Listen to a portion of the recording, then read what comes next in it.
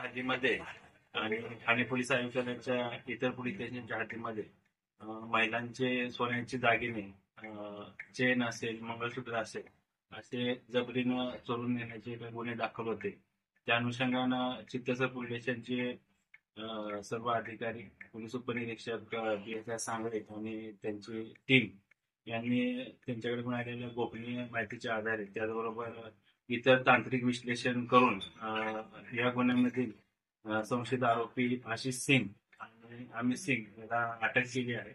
त्या अटकेमध्ये police station चितसर, Kapurbawdi, Kasarvadavali, Naupada, Khadakpada त्याचबरोबर मुंबईतील गोरेगाव पोलीस स्टेशन असे एकूण 11 गुन्हे उघडकीस आलेले आहेत. त्या अनुषंगानं जवळपास आतापर्यंत 10,14,000चा मुद्देमाल या गुन्ह्यामध्ये जप्त करण्यात आलेला आहे आणि एक जो पाहिजे आरोपी आहे रोहित उर्फ विशाल यास देखील आम्ही अटक करण्याचे प्रयत्न करत आहोत.